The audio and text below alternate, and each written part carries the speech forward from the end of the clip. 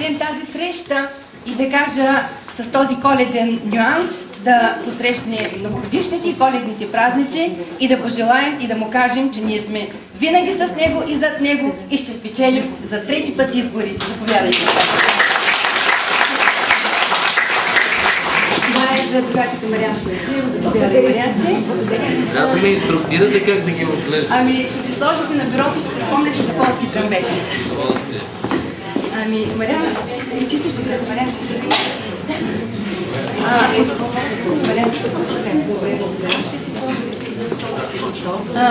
Тази дългоочаквана среща отдавна я искахме, предвидихме я и имам честта да кажа, че от всички малки общини другаря Станишев е избрал полски тръмбеж. Затова имаме съвсем малко време, до 5 часа, най-много до 5:10, затова ще му дадем първо, до 5:30, ще му дадем думата на него и след това въпросите. Заповядайте, този стол е празен. Тук има още един стол. Моля, да мога да седнете, че виждам, че няма достатъчно места. Ами, интересът е голяма.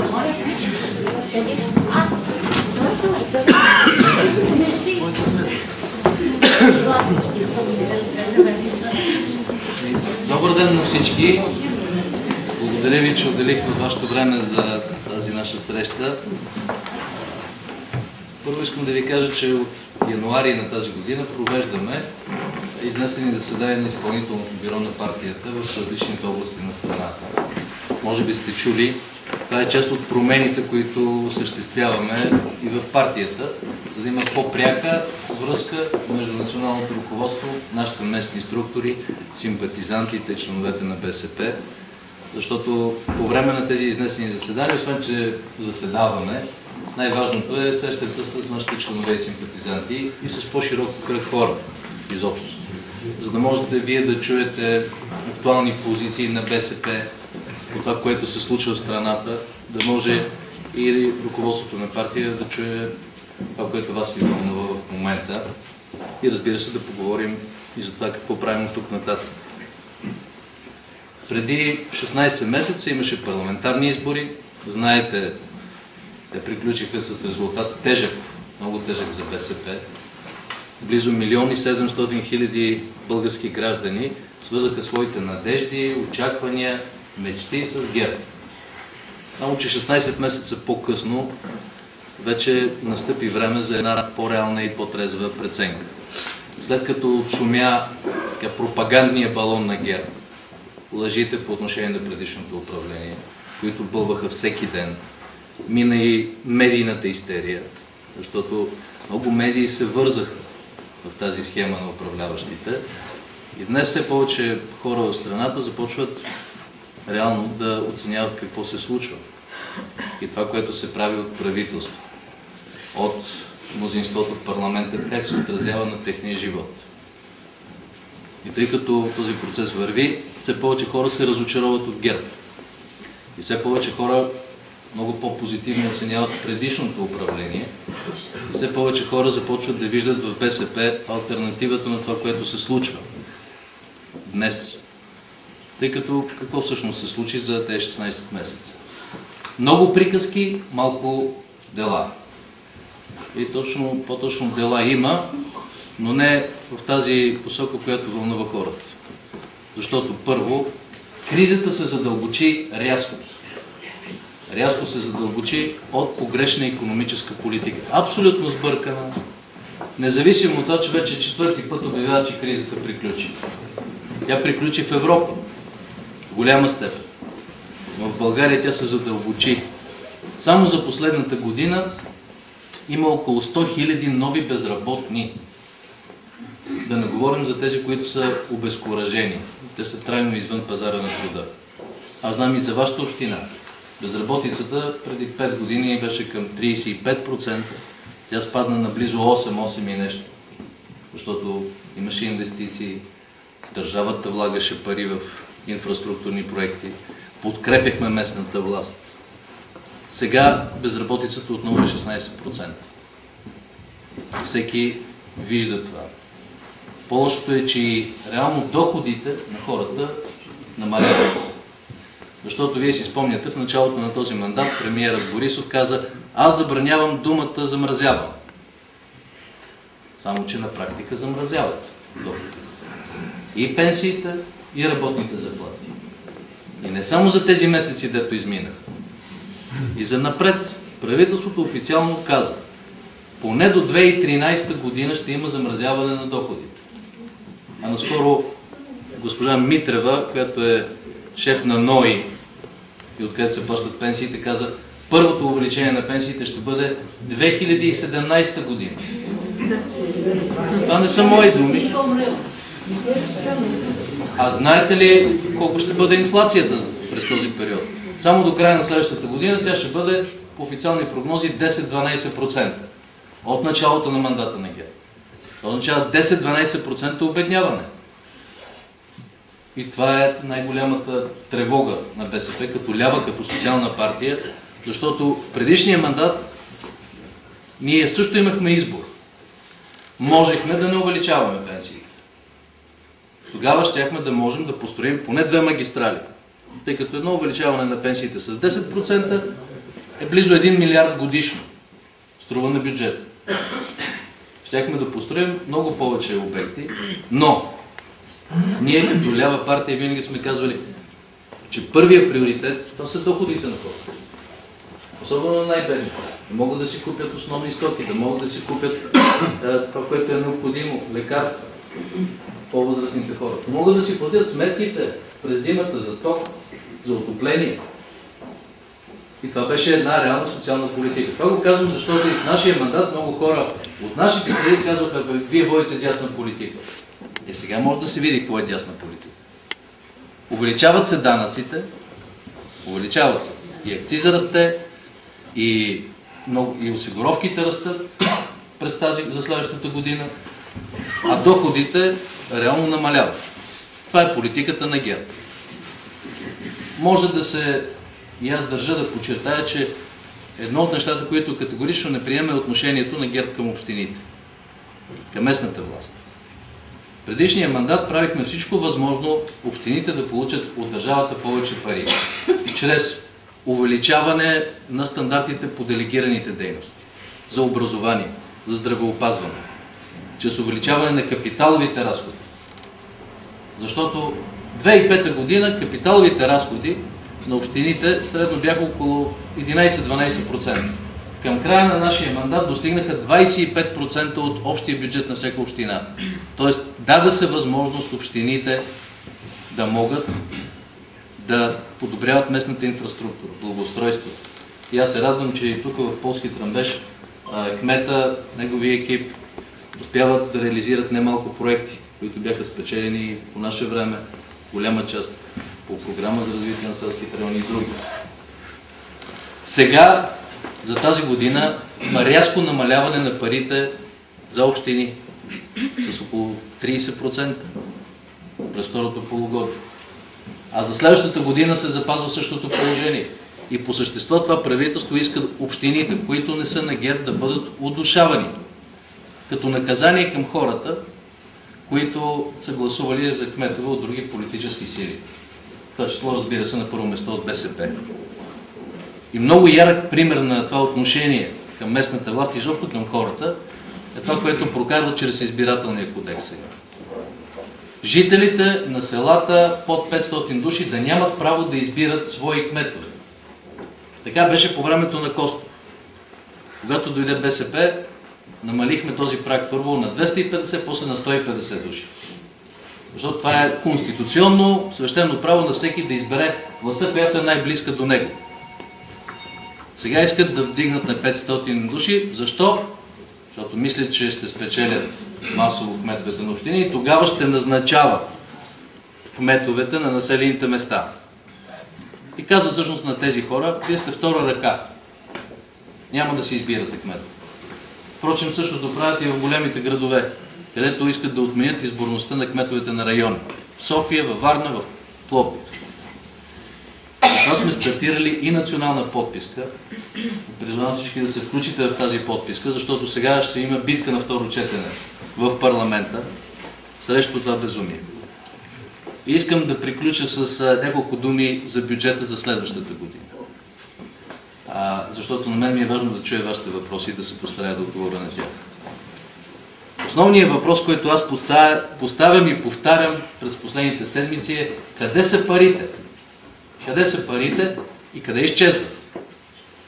Защото всички знаете, няма сектор, освен МВР и ДАНС, в които да имат увеличение на средствата за следващата година. Но как стоят нещата? През 2008 година, която беше последната година от нашето управление, България произвеждаше общо стоки и услуги за 69 милиарда лева. От тях лошата тройна коалиция събираше приходи от 27 милиарда и 400 милиона. От данъци най-вече. Най-вече от бизнес. Сега, за 2011 година, казват управляващи: брутният вътрешен продукт ще бъде 77 милиарда лева. Тоест, с 8 милиарда повече. Дай Боже. Но планират да съберат приходи с почти 3 милиарда по-малко, отколкото през 2008 година. И аз затова питам: къде са парите? Нали Дянков казваше: ние ще дойдем, понеже сме честни и почтени, ще съберем с 2 милиарда повече. Тази година събират с 2 милиарда по-малко, отколкото през 2009, а за следващата година пак ще съберат много по-малко, отколкото предишното правителство. Това е, за да може да направите ваша си сметка и ваша преценка.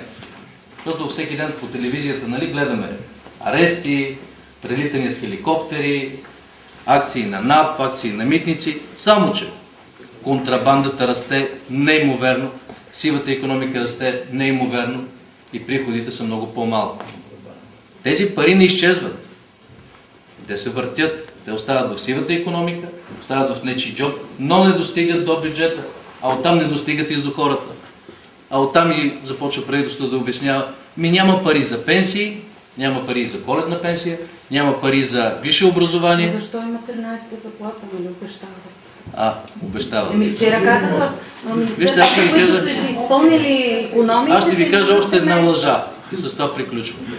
Нали, това правителство дойде и каза: ние сме най-спестовното правителство. Онези бяха прахосници, ние ще пестим, министрите ще си плащат кафетата от своя джоб, няма да летим с самолети и т.н. За следващата година, докато общините ги удушават финансово, докато удушават и Академията на науките, и Софийския университет, не дават пари, много по-малко пари дават. За централна администрация планират 128 милиона лева повече. Повече, отколкото за тази година. Ето ви още една лъжа. Затова се очертава едно правителство на лъжата, на некомпетентността, на репресията, защото много тежък е натиска върху всеки, който се осмели да изрази различно мнение. Кметовете ги подлудяват от проверки. Търсят под гола теле. Лекари, медицински сестри, всички, реално погледнато, които смеят нещо да кажат, че не са доволни, започват да ги мачкат. Затова на следващите избори през 2011 година за президент, за местна власт, ще се решават много голям въпрос.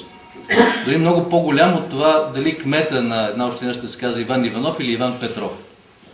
Или как ще се казва президент. Дали ви симпатизирате повече на един или друг кандидат.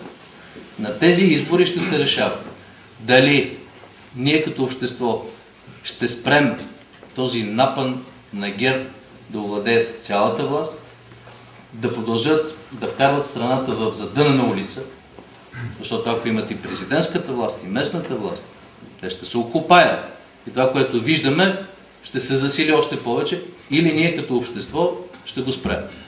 И тук е голямата отговорност на БСП, като основна опозиционна политическа сила. Вече никой не се съмнява, че ние сме опозиционната сила, която ясно се противопоставя на ГЕРБ, на тяхната политика. Сега постоянно разработваме нашите алтернативи. И това направихме и за бюджета. Внесохме алтернативен бюджет. Как може да се съберат повече приходи и къде да се насочат разходи.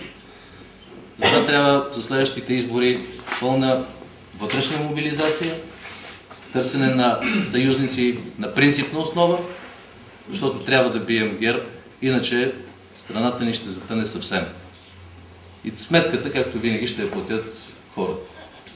С това приключвам. Искам да чуя вашите въпроси. Ще се постарая да отговоря на всички. Имате думата за въпроси.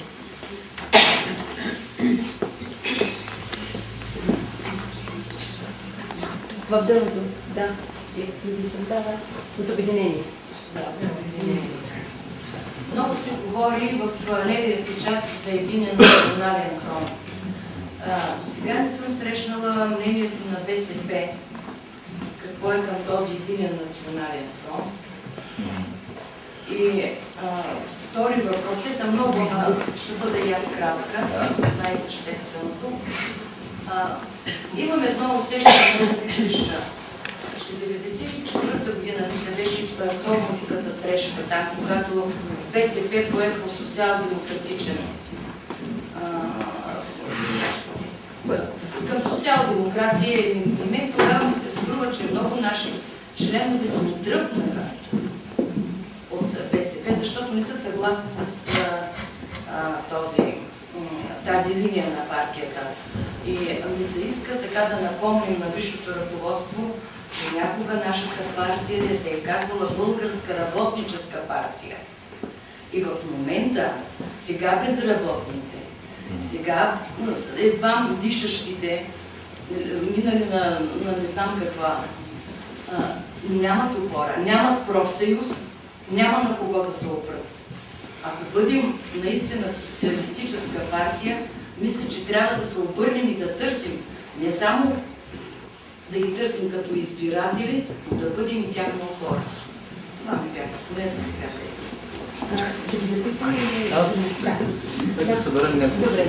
Питам и отговор искам, дето казваше Петър Салваков, лека му пръст. Защо никой от вас и от другите не говори за българската икономика, за нейното възраждане, възобновяване на редица дейности, които сме правили някога, и мисля, че там е истината. Възродим ли икономиката? Имаме ли икономика, няма да имаме безработица, няма да имаме и всички тия разправи, дето се водят на различни нива. И какво смятате да правите в това отношение? Благодаря. Има ли други? Да. В село Каранци. Да даде пояснение Галя Станишев за проекта на Първано АБВ.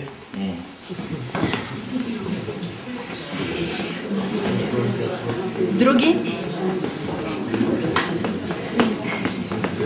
Да. Галя Станишев. Надявам се вече, че видяхте пътя за полски тръмбеж къде е, защото полски тръмбеж го разбра цялата България къде се намира в резултат на изборите и само вие не можахте да намерите време не само след изборите, ами за 4 годишния мандат да дойдете в общината, да видите този кмет нашия как е спечелил изборите, защо ги е спечелил и защо ние всички тук с интерес очакваме от вас какво ще ни кажете за нашата партия за бъдеще. Така, вие говорите сега какво в момента прави това правителство. На нас не е много добре известно. Какви са поразите, които се правят. Но от вас не чухме нашата партия какво ще направи за бъдеще. Не чухме и след поражението, което стана за нашата партия на парламентарните избори, пое ли някой отговорност за загубата и какви са резултатите? Благодаря. Добре, ще отговоря на тези въпроси, после ще видим, ако се появят още. Първо за единия национален фронт. Всичко е хубаво. БСП показа за последните 8-10 години, че е коректна към своите партньори. Защото знаете, че винаги са ни обвинявали от 90-те години, че БСП използва някакви партии малки, когато е в тежко положение, после се отказва от тях и ги изхвърля. Само че важно е да знаем и всеки един от партньорите какво носи за общата кауза. Колко гласове или идеи управленски или потенциал носи, за да може да спечелим избори. Тъй като една партия съществува, за да печели избори и чрез нашите кметове, депутати и правителство, ако имаме достатъчно подкрепа в парламента, да променяме нещата и да реализираме нашите идеи. Всичко останало са празни приказки. Ако не можем да печелим избори, тогава ние не сме партия, а дискусионен клуб. На времето имаше клуб Георги Кирков. Много хубав клуб. Там се дискутираха най-различни теми от международното положение, политическа просвета, какво ли не. Но най-важното е колко гласа получаваш като подкрепа. Аз ще искам да ви припомня едно нещо, защото много лесно се забравят нещата във времето. 2001 година ние се явихме на изборите като Коалиция за България с 16 партии и организации. 16. То не беше останало нищо в ляво-центристското пространство, дето да не е в Коалиция за България. Спомняте ли си колко взехме 2001 година като подкрепа на изборите? По-малко, отколкото през 2009 година. През 2009 взехме 18,5%, през 2001 17,8%. Бяхме трета политическа сила.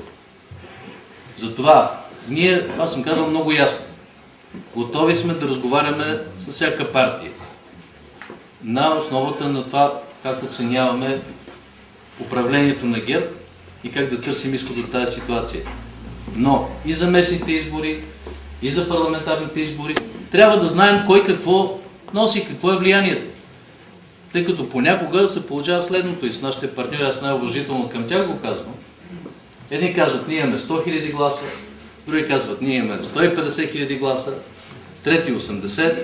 И така като ги събереш, аз казвам, то се окаже, че само БСП няма гласове. Затова трябва всеки да докаже какъв е реалният принос към общата кауза, общата коалиция. И на тази база да се прави и ако трябва единен фронт и всичко останало. Защото това е важно. Не трябват абревиатури на названия, трябва ни реален потенциал. Това е нашето, мисля, че почтено изискване към нашите партньори. Въпреки, че показахме към тях коректност и в предишния мандат, и на последните избори. Стана дума за Солунската среща, тя беше 99-та година. Пропо, 99-та, да, в Солун. И тя даде някаква основа на консолидиране на социалистически и социал-демократически партии в България. Вижте, това е малко схоластичен спор за мен, честно ви казвам. Защото не е важно как се наричаш, важно е каква политика правиш и какви резултати даваш на хората. Тъй като нашата партия е учредена като Българска работническа социал-демократическа партия от Благоевград. После се е променяла названието си неведнъж. Важни остават ценностите, които са непреходни, а вече конкретната политика в различни периоди се променя в зависимост от това как се променя страната ни. И каква е ситуацията в държавата и какви проблеми трябва да се решават днес и сега. Затова е била и работническа партия, и комунистическа партия. И ние никога не сме се отказвали от нашето наследство, от нашата история. От това, което БСП е свършила за България. Това число от периода 45-89 година. Период на икономически градеж, на социално развитие. Не случайно много хора днес си спомнят с носталгия за този период. Ми да, искам да ви кажа само едно нещо, понеже много често ние сме по-критични към себе си, говори за нашите членове и за симпатизантите, отколкото към другите. Кога станаха най-голямите поразии в България за тези 20 години? Всеки път, когато БСП е в опозиция. Не, че ние нямаме трески за дялка. Не, че сме съвършени. Имаме. Ама вижте, искам да ви питам, отговорете ми. Кога стана ликвидацията на модерното селско стопанство? Не беше Иван Костов. Първото правителство на СДС. Цената я плащаме до сега. Защото много трудно се гради, много лесно се руши. Кога стана приватизацията на Безценица? По времето на Иван Костов. Само че и двата пъти българските граждани гласуваха преобладаващо за тях. И БСП беше в опозиция именно заради избора на хората. Аз не мога да виня хората. Всеки може да допуска грешки. Ама искам да попитам до кога ще си ги повтаряме едни и същи грешки и следващото да настъпваш една и съща кирка. 2001 година. Нали, хората вече бяха разочаровани от Костов, мразиха това правителство, казаха, дойде царя, айде сега царя. За 800 дни ще ни оправи. Какво се случи? 2009 година е същото, извинявайте. Нали, вие самите сте говорили с други хора, всички казаха да махнем лошата тройна коалиция, да изкараме ДПС от властта, всичко ще се оправи. Какво се получава? Сметката сега за тези избори, кой я плаща? Пенсионерите, безработните. А иначе за това, че ние сме лявата партия, ми попитайте хората извън БСП, коя е лявата партия в България? ГЕРБ са популистко дясна с лява приказка и риторика. Защото реалната им политика е дясна. Нали, знаете, щяха да въвеждат данък лукс. Какво въведоха? Данък колиба. Вместо данък лукс. Защото данък лукс нямало да им донесе приходи в бюджета, а данъка колиба ще донесе. Тежестта от кризата е хвърлят върху обикновените хора. А в Европа партиите от нашето семейство се наричат по най-различен начин. Имат трудови партии. То зависи от националната традиция. Защото в Англия, в Холандия, партиите от социалистическото семейство се наричат трудови партии. Лейбаристи. Или партии на труда.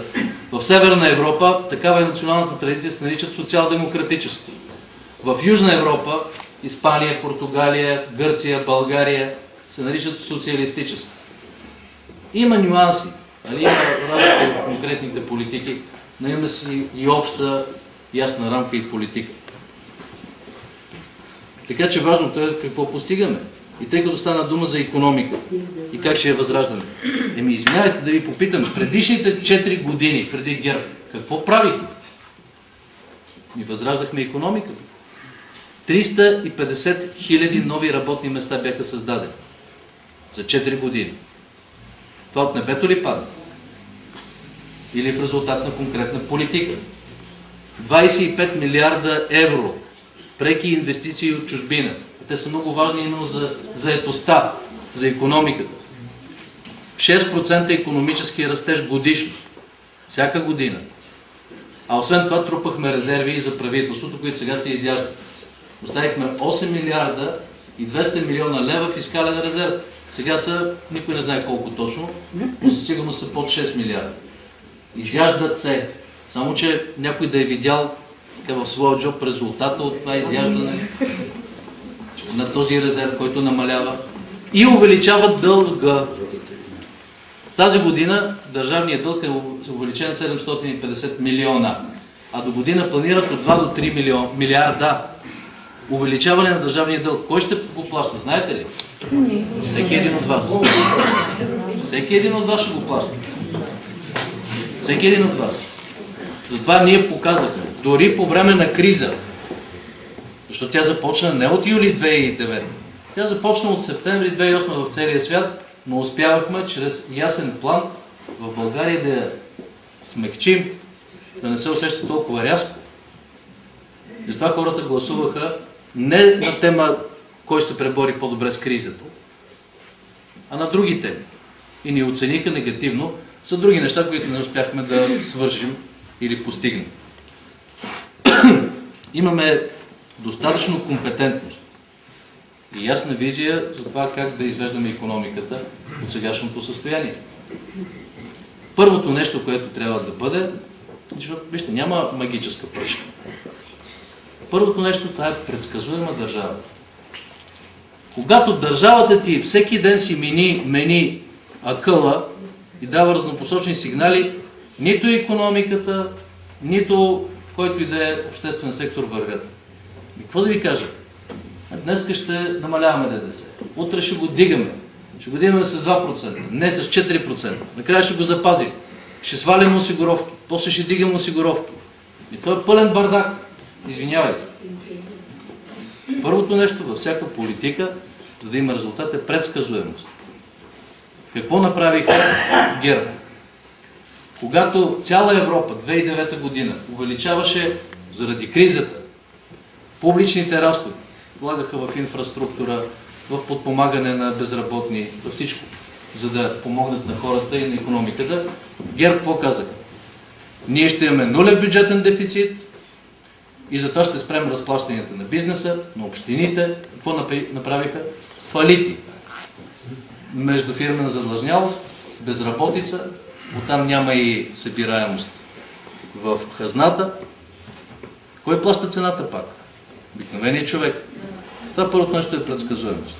Второ, колко проекта, които ние стартирахме, важни за икономиката, са замразени. Белене. Ако Белене се градеше в момента, това ще да дава заетост, пряко и косвено, на около 40 000 души. Само този проект. Какво да говорим за Бургас, Александрополис?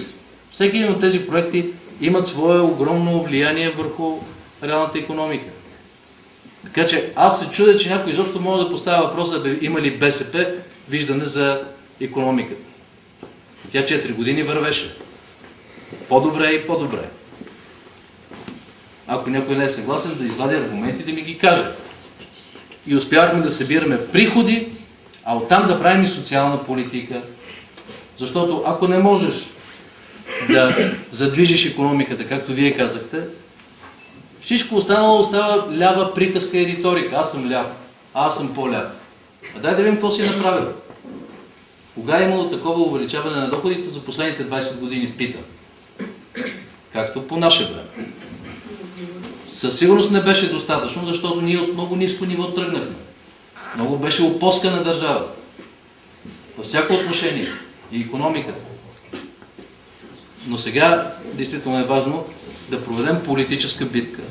Да спечелим изборите. Защото тук не става дума дори за БСП. БСП ще я има. Много пъти се опитвали да я унищожат, да я закрият, да я удушат финансово, всяка. Въпросът е, България ще има ли? Това е проблема. Защото сега отново започва изтичане на хора. В чужбина. Младите хора, мислещите, работоспособните. Те сега бягат отново. И кога ще се създадат условия за задържане на тези млади хора? Ние започнахме да създаваме, сега стана обратно. Обратен процес.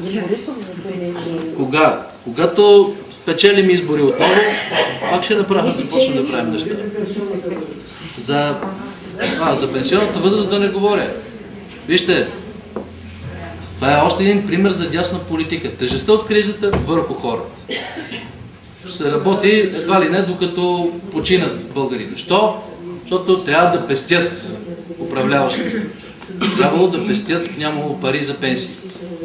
Извинявайте, това зависи от кадърността на правителството. По наше време намирахме пари за пенсиите, нали така? Те не намират.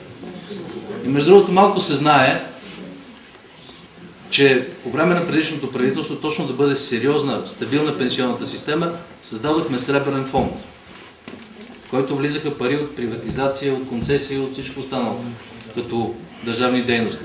Там са 1 милиард и 800 милиона натрупани по наше време. За да може точно, заради застаряването, да има пари и резерва да се плащат пенсии, да бъде стабилно. Сега искат този Сребърен фонд да го развъртят, да го дадат на частни банки, фондове, да ги въртят. Ами ако изгорят, чии пари са това?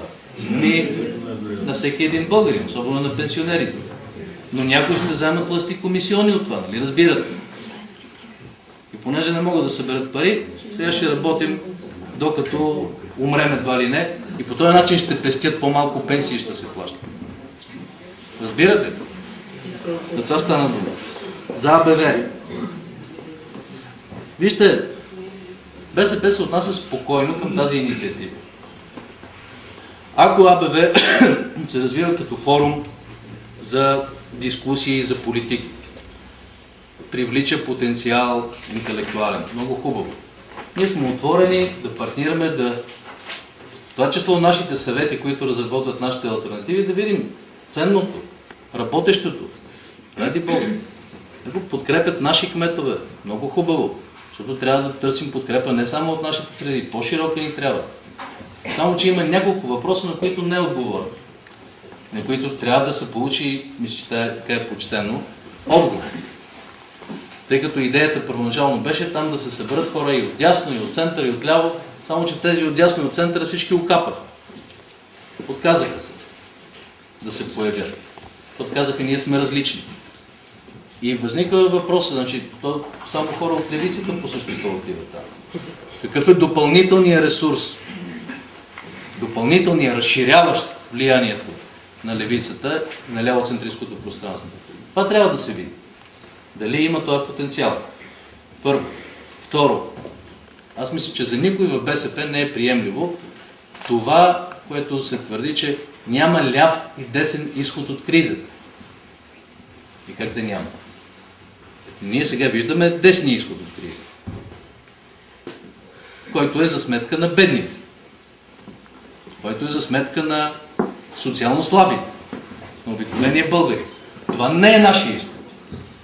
Ние си имаме различна визия и политика. И затова не може, знаете ли, огъня и водата да се съберат в едно. Трябва да има яснота в това отношение, така е в цяла Европа. И третия въпрос, на който няма отговор, по-точно президента го дава, той казва, няма да се прави партия, няма нужда от нови партии. Но хора от инициативата, които са в инициативния комитет, казват, ние ще се явяваме на избори, на парламентарни в това. Извинявайте, но в цял свят на избори парламентарни се явяват партии. То няма друга форма на демокрацията. На тези въпроси, като се отговори, всичко ще стане ясно. Оттам ще бъде ясно съответно и нашето отношение. Като партньор гражданска организация или като политическа организация. Това трябва да разберем, за да може да се формираме нещата. Но вижте, в химна на нашето движение, Интернационала, има една фраза, че никой няма да спаси хората на труда. Ни Бог, ни цар, ни кой беше трети. Ни герой или нещо такова. Освен БСП, като организирана политическа сила, няма кой да се противопостави на ГЕРБ. Не го казвам, защото смятам, че сме най-велики. Няма кой друг да бъде ядро на всякаква съпротива срещу ГЕРБ. А от това има нужда страната. Ние сме отворени към всички, които са готови да се противопоставят. Но нали знаете, че има и страх. Освен нас никой не смее. Знаете как се реагира, когато, например, в една болница Пловдивска имаше протести, още преди националните. Какво казаха? Аз ще им пратя на тях една проверчица. Нали знаете, че като се търси под вола теле, винаги се намира нещо. Мога да ви кажа, че държавните контролни структури се превръщат в паразитни организми, които изпълняват само политически поръчки. Защото са изцяло подчинени на ГЕРБ като партия. Няма кой да се противопостави, освен нас. Това трябва да знаете, защото в кампанията ГЕРБ ще използват всички средства. Ще се стараят да изкарат всеки наш кандидат за кмет, за общински съветник. Лъжец, крадец, измамник, всичко. Това ще важи и за БСП като цяло. И мисля, че е време вече да не вярваме на тези празни приказки и лъжи. Защото се лъжи всеки ден. Аз се просто изпадам в шок, когато гледам министри, министър-председател в това число, за съжаление. Говорят открити лъжи. Открити. И ние опровергаваме на пресконференции. Медиите далеч не винаги хващат. Ще ви дам един пример. Преди няколко седмици премиерът казва: имаме проблем с връзката между околовръстния път на София и Хемус. Магистралата, тя е към 8-9 км, трябва да бъде магистрален път. И казва, ще излезе много по-скъпо и има забавяне, защото тези юнаци от тройната коалиция раздали там концесии на фирми и сега се оскъпява и се бави. Какво се оказа? Защото проверихме. Има 3 концесии. Едната е дадена от времето на Костов партньора на ГЕРБ в управлението, и 2 са дадени по времето на правителството на НДСВ. Нито една по време на предишното правителство. Нещо повече.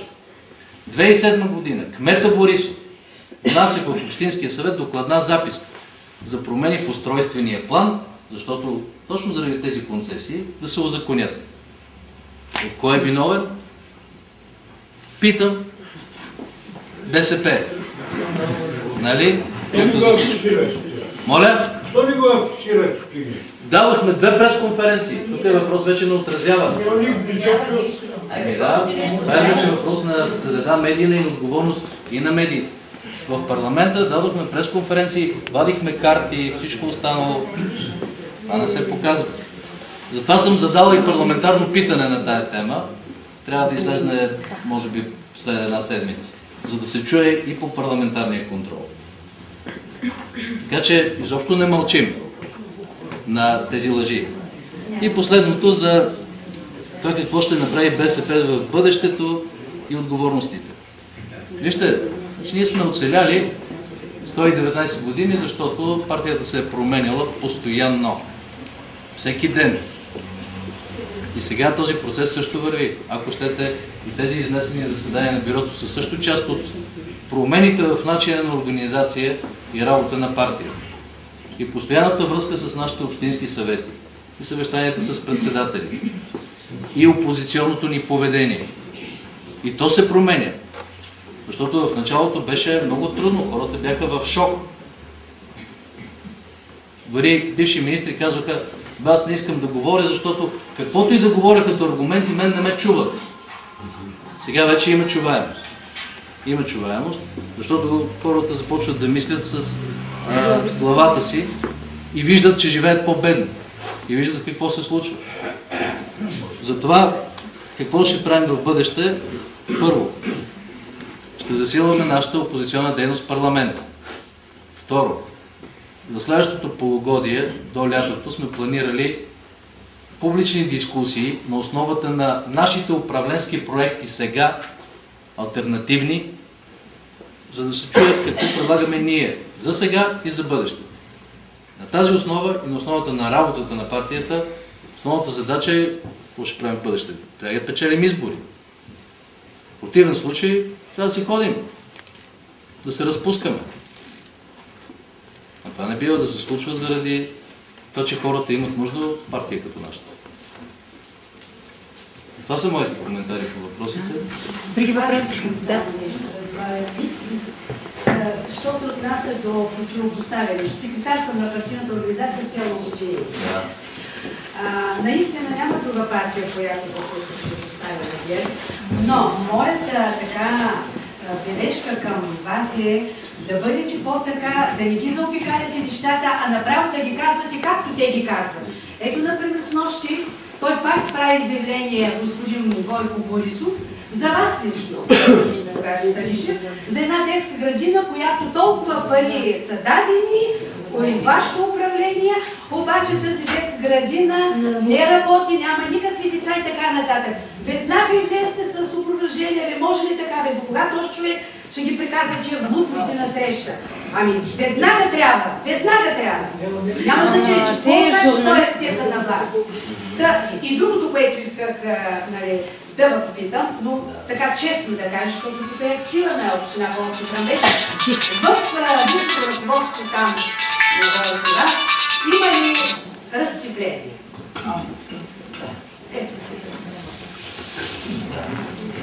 Други въпроси?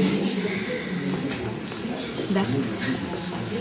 Петър Бехтиев, полски самец, член на БКП от 1966 година. Аз ще започна с това. Няма друга партия от време оно, която така да се грижила за народонаселението. Не само за висшите етажи. Факта и от последното управление на БСП го показва това нещо.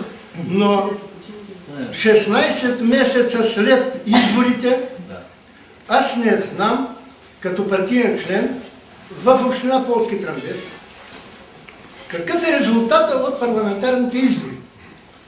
И това много ми тежи, защото имаше време, когато след изборите се правеха редица мероприятия, а това не го знае. Зададе си въпрос. Каква е причината за този провал, който стана на изборите? И аз с моя изтънял пенсионерски не бюджетен дефицит, малко възраст. изтънял вече. Три неща виждам аз за провал. Първо, корупция. Второ, престъпността. И трето, не знам доколко е вярно, но поне те го твърдят, неусвояването на европейските фондове. Ей, това, ако ми отговорите, ще бъда доволен.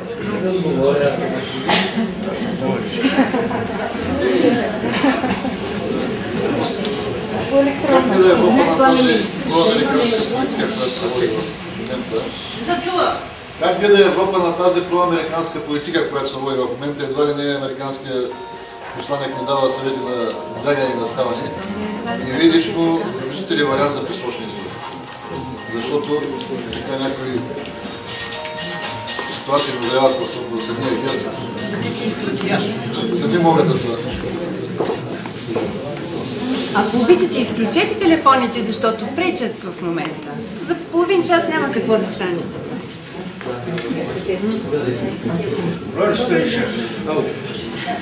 Казахте, че основното какво ще правим за бъдеще.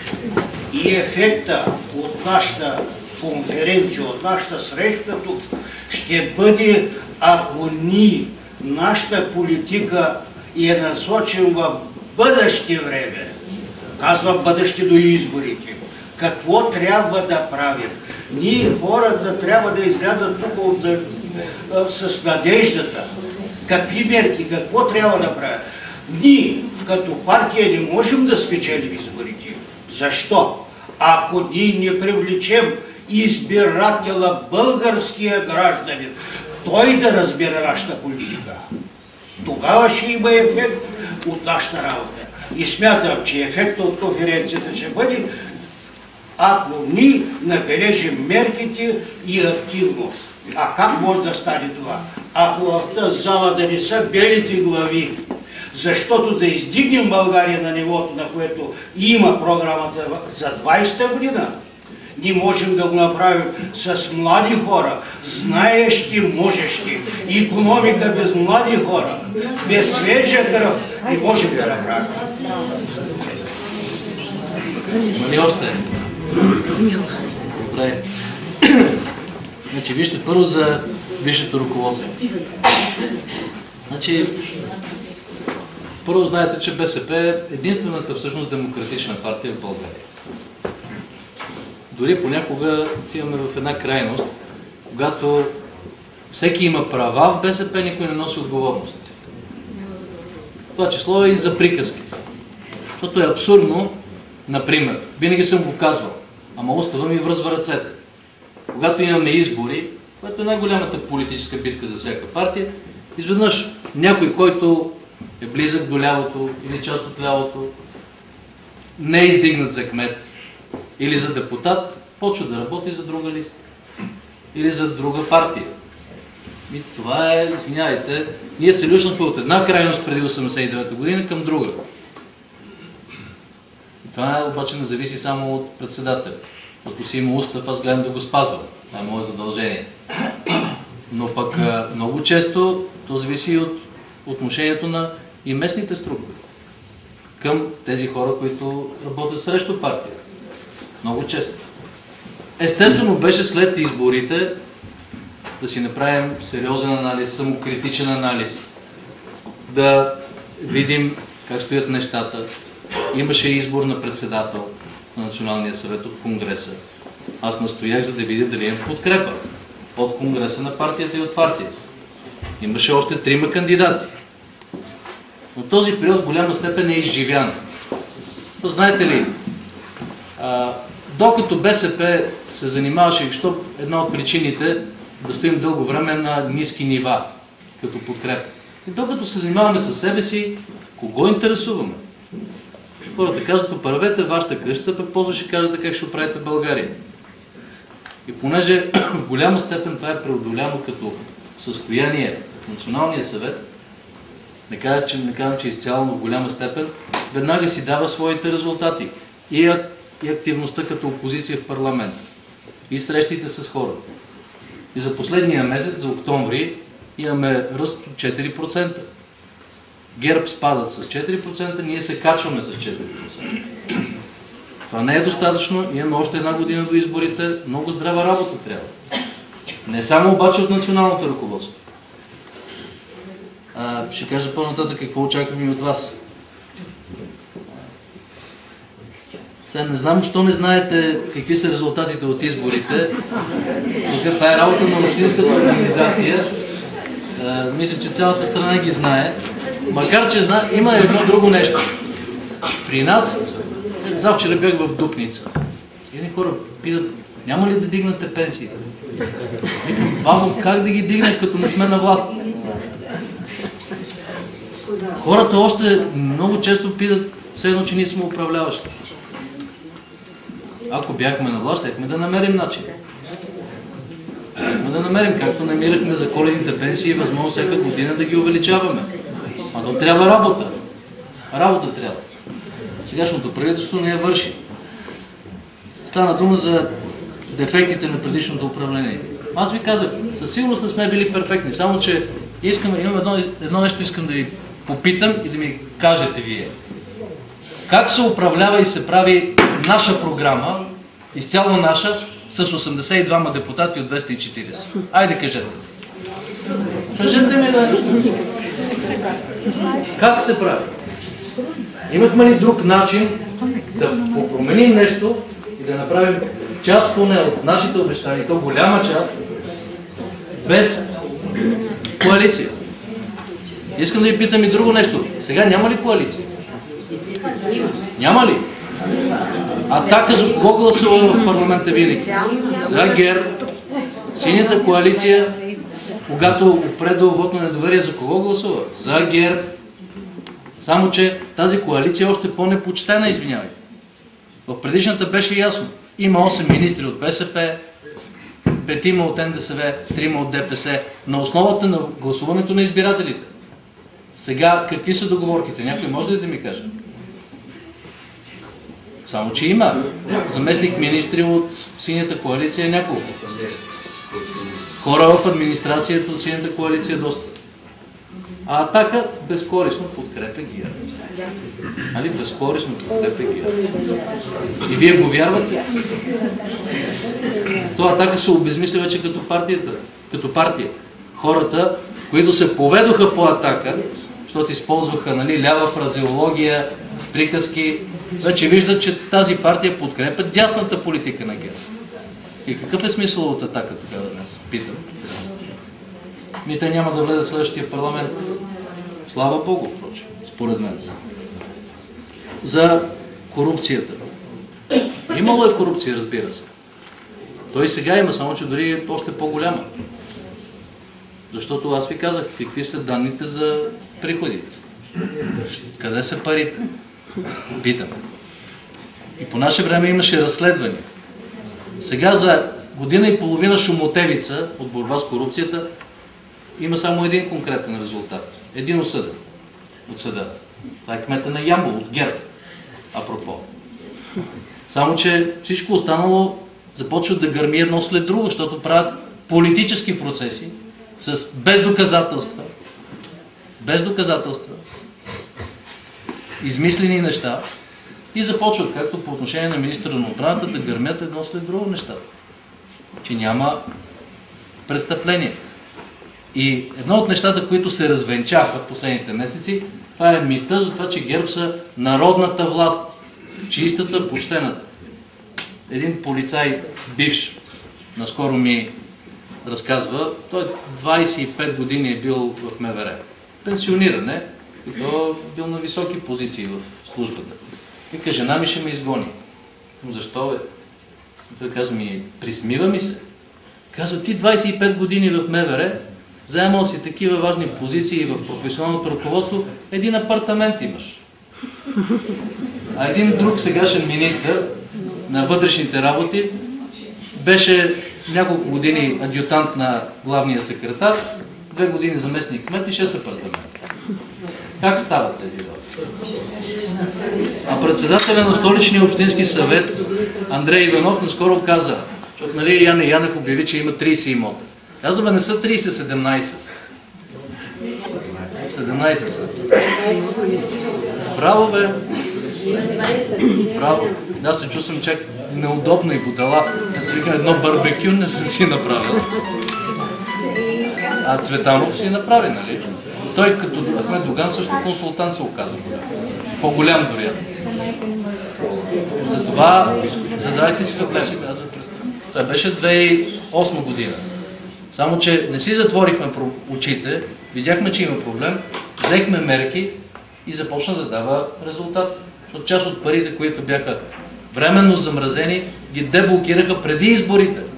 Парите за Люлин, която се строи сега с тях, се размразиха преди парламентарните избори. Защото свършихме работа. И ще ви кажа едно нещо.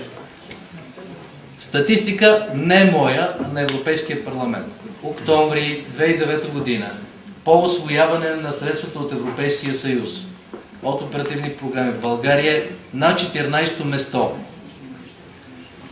от 27 страни.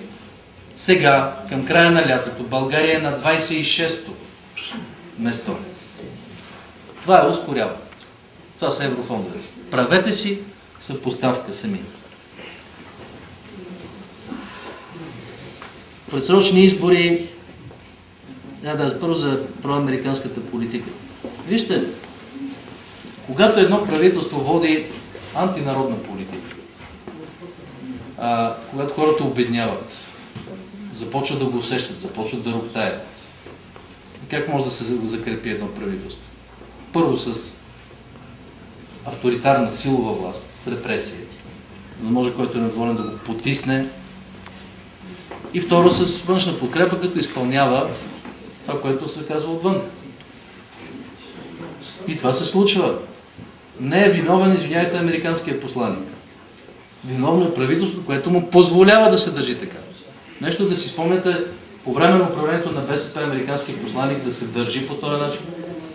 Зависи как се поставиш. Да. То е както в човешките отношения. Между двама души. Един може да бъде много по-голям, много по-силен, но ако умееш да отстоиш своите позиции, права, самочувствие, не винаги ще може така да се държи. Да, ние също имахме и ние се нуждаем от добри отношения с Америка, защото е най-голямата сила, икономическа, военна, политическа в света. Но не сме отстъпвали в наши интереси. Същото правихме по отношение и на Русия. Защото всяка страна, и Русия, и Америка си има своите интереси. България трябва да се научи, и това го правихме, да отстоява своите интереси. Ще ви дам пример, например, с Южен поток. Кой договори всички условия? Мога да кажа директно аз. Аз ги договорих. Сега, при последното идване на Путин, само се подписа техническо споразумение за компанията. Слава Богу, най-сетне. Защото трябваше година и половина да е протак. Да започне да се подготви. Само, че водихме много тежки разговори. И отстояхме, Газпром настояваха. В Южен поток 51% мажоритарния пакет трябва да бъде руски. Не го приехме. Казахме, трябва да бъде 50 на 50. За да има България глас. Да има блокиращо право. Не можем да защитим нашия